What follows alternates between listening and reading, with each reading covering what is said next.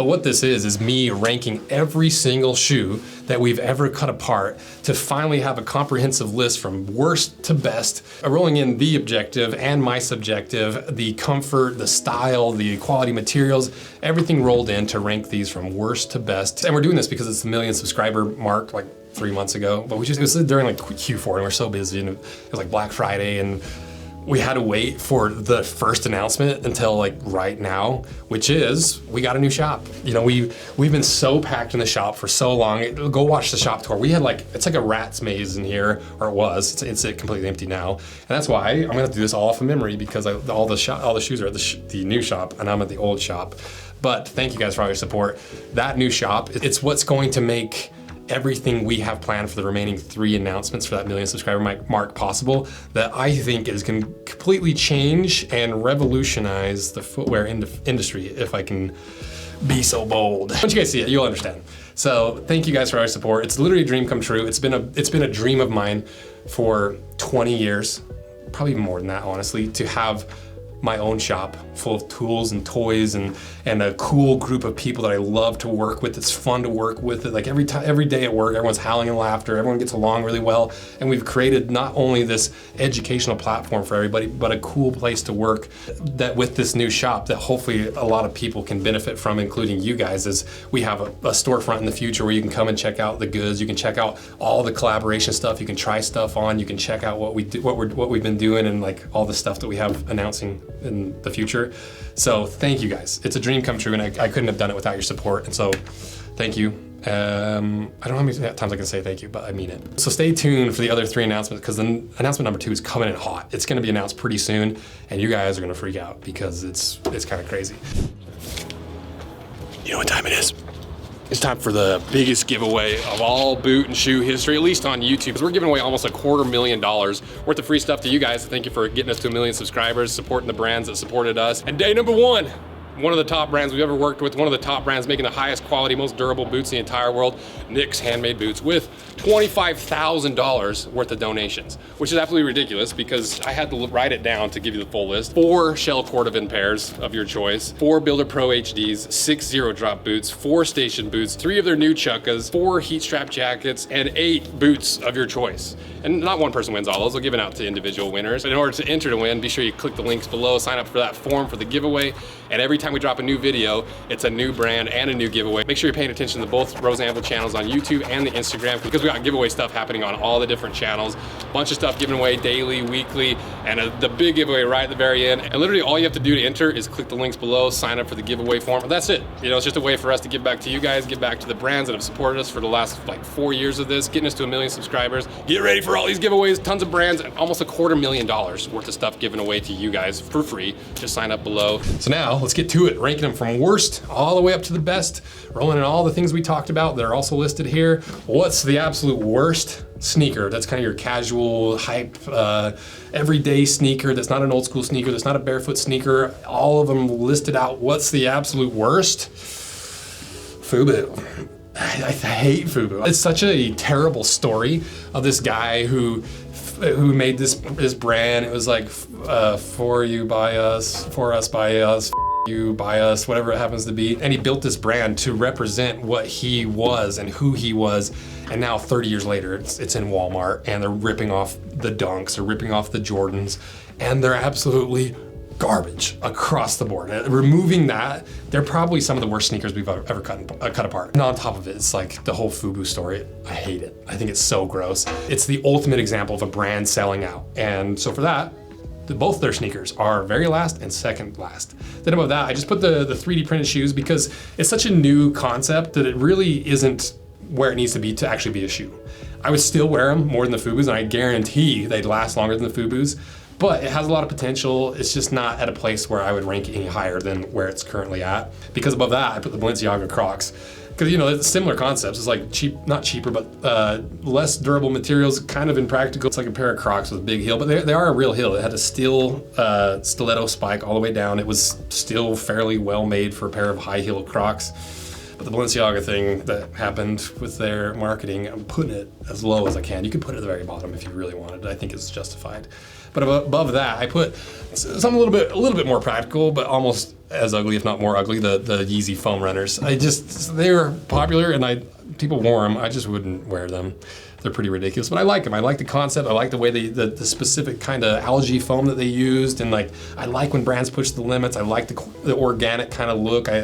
Despite Kanye and all his stuff, it's still a really interesting shoe, and it just is so ugly. I ranked it down there because above that I put the Yeezy slides. A little more practical. People wear them a lot more. I think they're so ugly. When I see when people are wearing them, their toes are hanging out the end, and like girls are gripping the slides and they walk. I'm like, ugh. That's not the look you think it is. But they are comfortable. It's that same type of foam. They're really, really comfortable, but I put the Crocs right above them because I think Crocs, I just like the look of them more. I think they're kind of that fun, ironic style. They are really comfortable. They have like arch support. They got that Braille return policy written on the inside of the insole. Like those bumps, a lot of people don't know that those bumps aren't just like for grip. They're actually the return policy that you can read in Braille. And I just like Crocs. You got the 4-wheel drive strap. There's all these things that I almost ranked Crocs higher, honestly.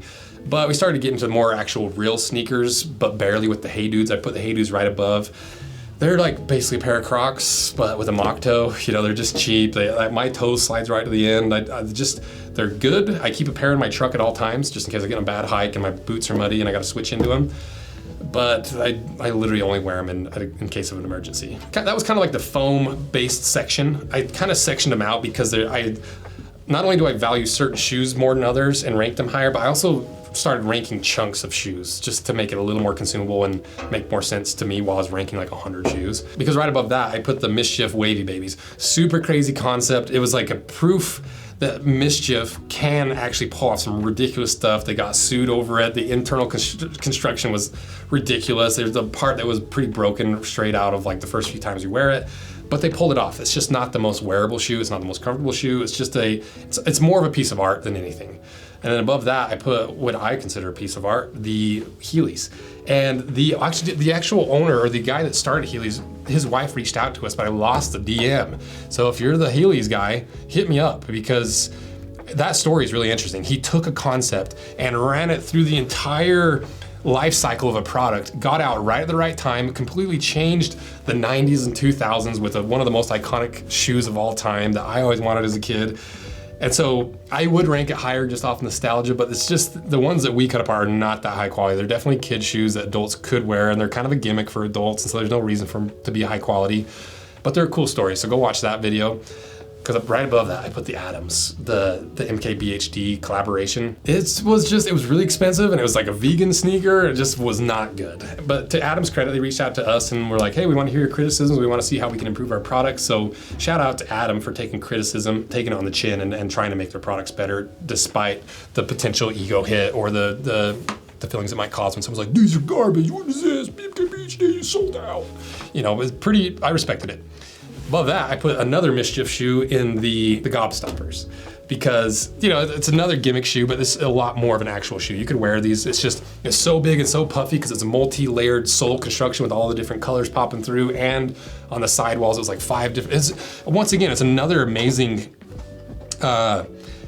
proof that Misfit can get stuff done and make some really cool and interesting stuff that nobody else can do. And this one was a good one. It just is not the most practical shoe. Speaking of not that practical shoes, the Yeezy knit runners I put above, because they just look like Homer Simpson's face on your foot. And they're really comfortable, and I like the whole concept. I like how they're constructed. I like it has an outsole. I like that it's like a form-fit knit upper that's adhered to the foam midsole, and it's a cool concept. It's ugly as sin, and that's kind of the point with Yeezys. But for me, and my subjective stuff, I never wear them. I just never would. It's not my style. I've never seen anybody wear them, but I'm sure they could pull them off. Above that, I completely shift and change of like concepts. I went to the Fibonacci's, because this is kind of ended up being more like the experimental gimmicks kind of section of the ranking. And Fibonacci was really pushing some interesting stuff with like the in between the layers, or basically on the back side of the lining was like a wax that as you heat it up, it wouldn't fully melt, but it would transition the heat from your feet to that process of almost melting the wax, which dissipated the heat in a certain way of like a thermal exchange, instead of just like letting it vent out.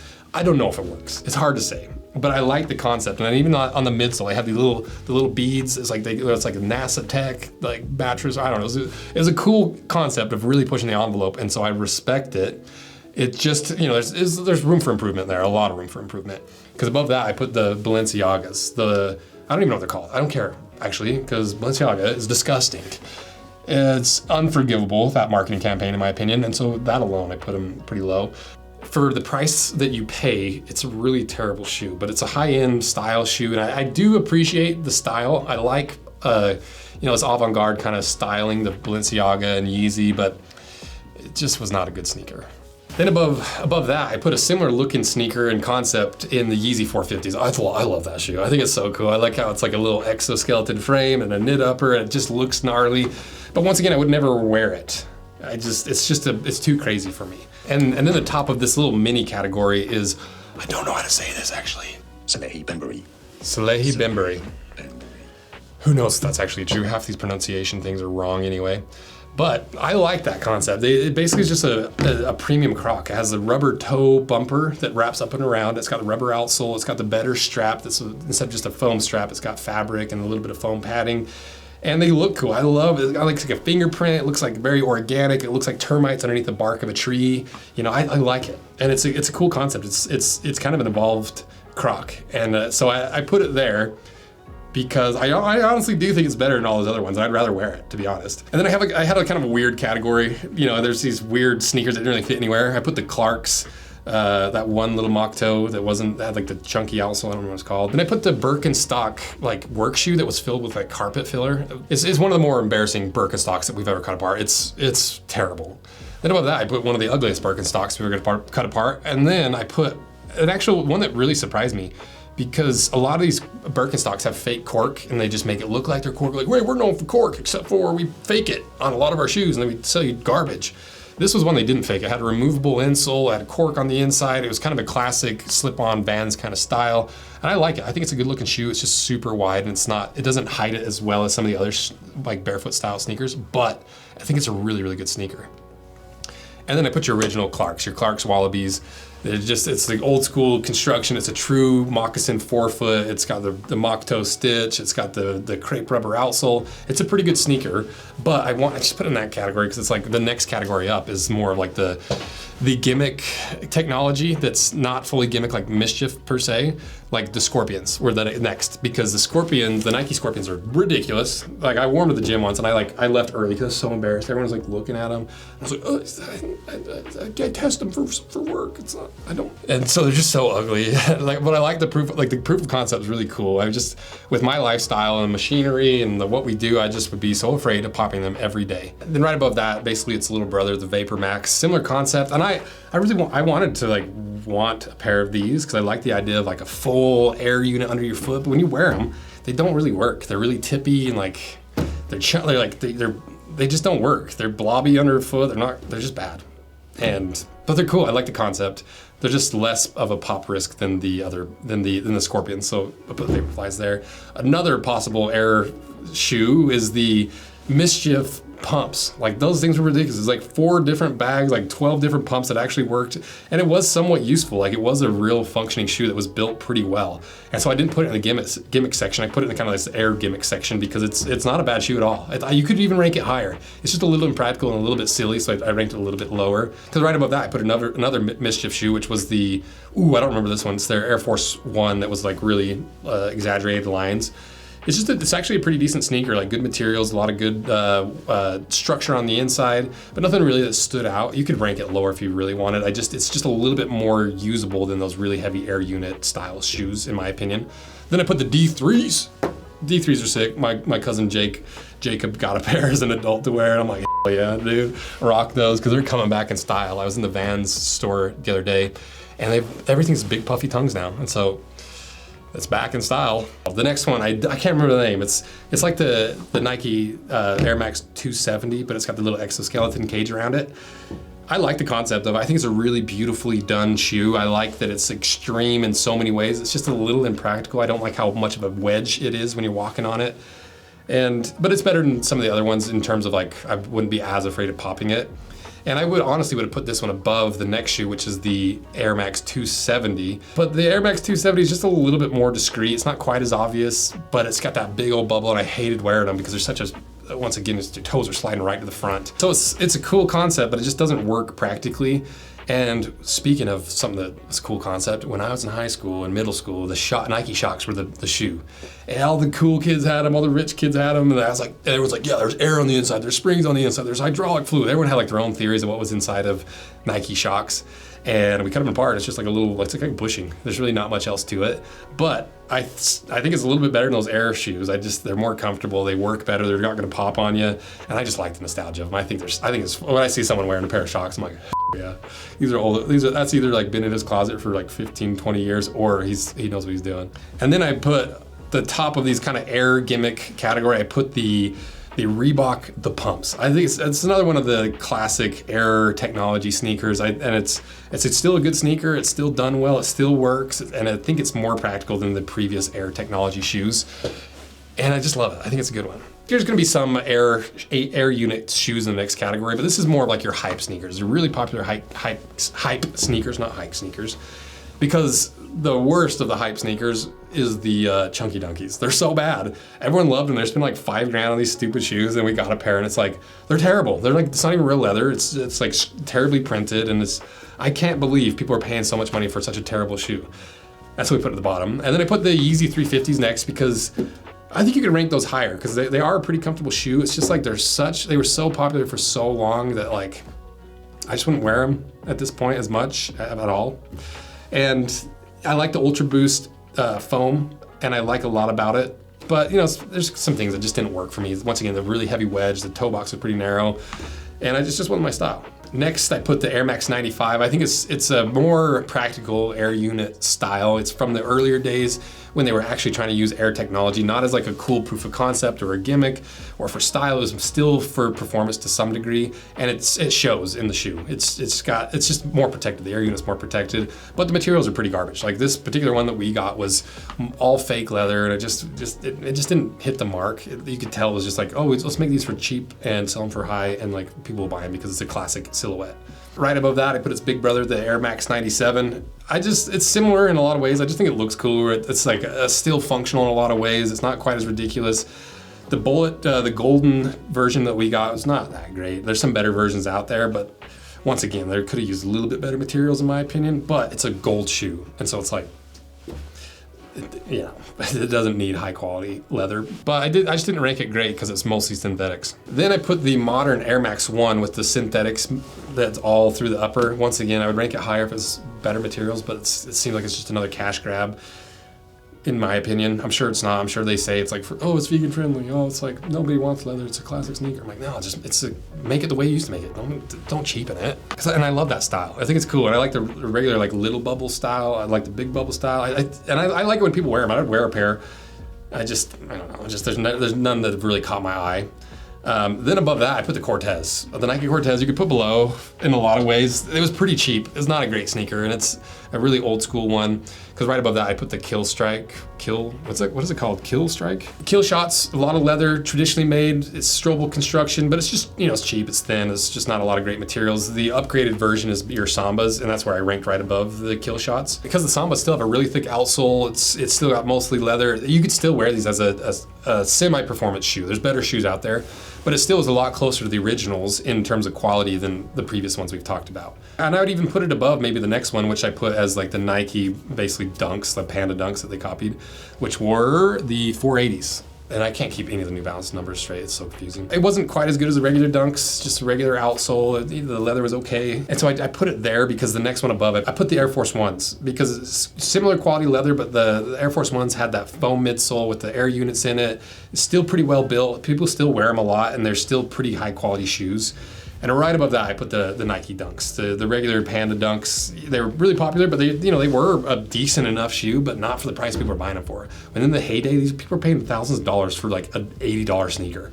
And they're that. It's like an $80 to $100 sneaker. Because the one right above that, I put the SB Dunks. And they're slightly better, maybe a little bit better leather. And the little air unit in the heel, that zoom packet, I think in the heel, I think is what it was. Ultimately, what ended up happening is my final category ended up kind of just being dad shoes. Because keep in mind, this is based off of Like durability, dads love durability. It's based off of comfort, which dads love comfort, and subjective style, which dads are not known for, but when it comes back around and bad style is good again, they're popular, and I like some of the style. The lowest on this section of the list, I put the 550s. Not because I love the look of the 550s. I like the concept of it. I like a lot about it. It's just, it was the worst leather that we've ever seen in New Balance. It was just a split with a plastic coating on top. But everything else was really cool, and I almost ranked it higher. It's just like the leather was so bad. Because above it, I put a horrendous looking shoe. I put the 624s because those are like the dad shoes. They're just so ugly. I hate them. I'm too close to looking like a dad that when I start wearing like true dad shoes, they just look like dad. And I'm like, it doesn't even look ironic or cool. And that's too on the nose for me. Then I put an even more ugly shoe, the 9060, but it's ugly enough that it would be obvious that you're doing it intentionally, but I still probably would never wear it, to be honest with you. And then I put the fleet of Yeezys, and you can kind of mix these around how you want based off comfort, because I really like the Ultra Boost in the original 2 or 3. You know, really comfy, really squishy. The original ones had good leather, it's still breathable. They were a really good shoe, honestly. Like, I was shocked. As I was doing this, the Yeezys started at the top, and as I started doing more and more shoes, they kind of just stayed up there. And so I ranked the Wave Runners lowest. I just wouldn't wear it as much as the V2s. Then I put the V2, has a few better materials. It looks more like a dad shoe, but it's still clearly a Yeezy, so it hits that spot for me where I'd actually wear it. But I honestly think even though the V3s they don't have that Ultra Boost foam, and there's a few materials that you could say are not nearly as good as the other ones, I love the V3s. It looks like a xenomorph head. It looks like H.R. Geiger's style of art. He had to have pulled inspiration from that. And I just love it. I think it's a really beautiful shoe that I would probably never wear. And it is comfortable and it's breathable. There's a lot of cool attributes to it. It's unfortunate that Yeezy and Kanye went the way it did, because I'd be really curious to see where all this eventually would have spiraled into. Yeah, it's kind of a bummer, because now like all the Yeezy stuff is, well, you know, like, yeah. It's wild. And then the best of those Yeezys, I put the V4. It's the parachute, like upper, that nylon upper. It's super comfy. It kind of rolls in the best of all those worlds. It was Jay's favorite that he wore, and I think it's the best of the bunch. Then to a shoe I don't know the name of. It's that Adidas with the strap that's a low top. I think I put that next. You know, I'd wear it. I think it's a cool style. It's good leather. It's good construction, more like old school style construction. But it wasn't so good that I would rank it close to the top, because above that I put the Gavans, this is like an Italian sneaker made to look like an Air Force One, but ultra premium. And so it's premium, but it also looks like an Air Force One, which I wouldn't always wear, and I'd never wear. And so I just ranked it a little bit lower, even though it's a really nice sneaker. Because you could even say the one I ranked next, the 990s, is worse quality, but the 990 is a little less obvious dad shoe, a little bit more slim, sleek. It's like a dad shoe that I might actually wear. Still probably wouldn't. But the next one above that is another 990, but it's the baklava pair. You know, it's cool. I think I like that he used actual high quality materials. Action Bronson did. He talked about the lighter test in the podcast. They better pass the test when they put the lighter to it. So how can I not? He also gave us a couple pairs, and so just subjectively, I ranked it high because I love Action Bronson. I think he did a cool take on the shoe. Then next, I put a sneaker that I really, really like that I don't even have a pair of, the 996s. I think these are a really good sneaker. They're classic. They don't quite look like dad shoes. They look like the old school New Balance kind of style. And I like the colors they come in. I really like that yellow, even though it was like not the best leather. I like that yellow pair that we got. Then to the top 3. So the number 3 spot, I put the 650s, because I like high top sneakers. They remind me of like 80s anime, like basketball sneakers. They just have that classic look without being super huge and obvious, without being like a hype sneaker. You know, it fits a lot of little spots for me that I would actually wear it, and it's durable, it looks good, it's comfortable. It rolls in a lot of what I value into one sneaker as a high top, old school kind of basketball sneaker. You'll notice that a lot of the Jordans, like the AJ1s and some of these others, are not in this list. I think it's worth saving all those basketball sneakers for a separate little ranking. But to me, this would be my ultimate, or my best old school basketball sneakers, the 650s.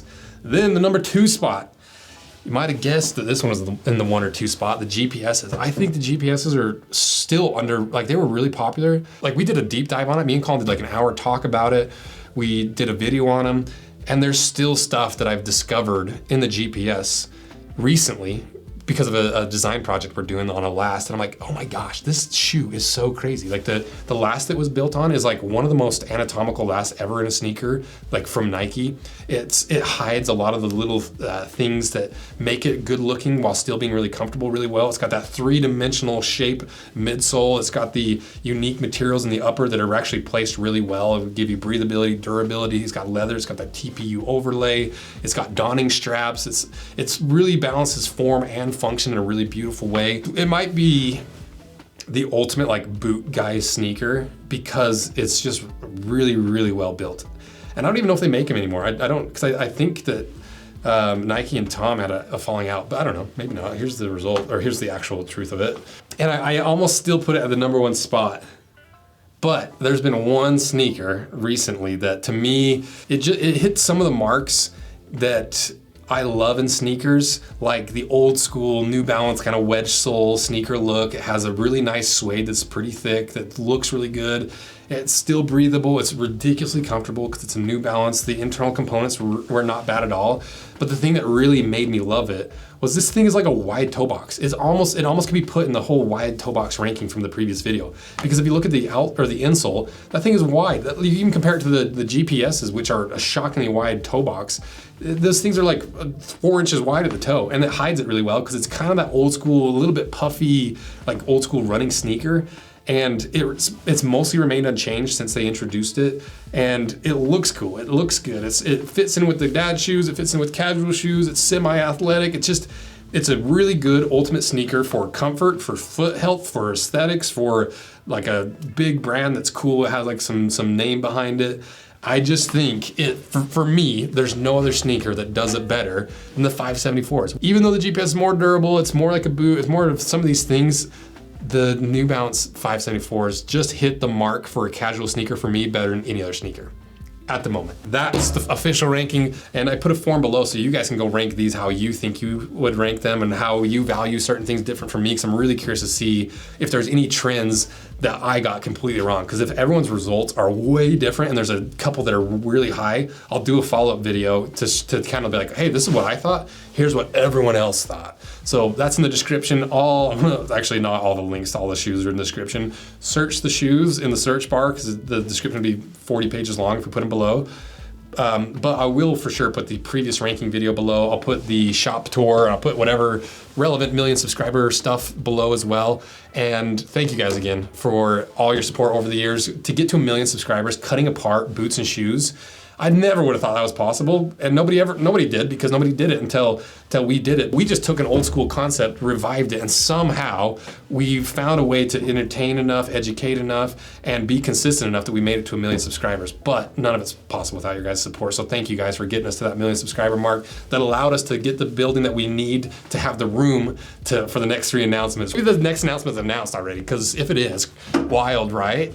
Crazy what these guys are willing to do. If it's not announced yet, you just wait. This is gonna be a cool one. You'll want to stay tuned for it because there's a lot of opportunities coming up, and I think you guys are gonna think it's really cool. So thank you guys again. I appreciate it. It's a dream come true, and I couldn't do it without you. From the bottom of my heart, I really do appreciate it, and I'm very grateful.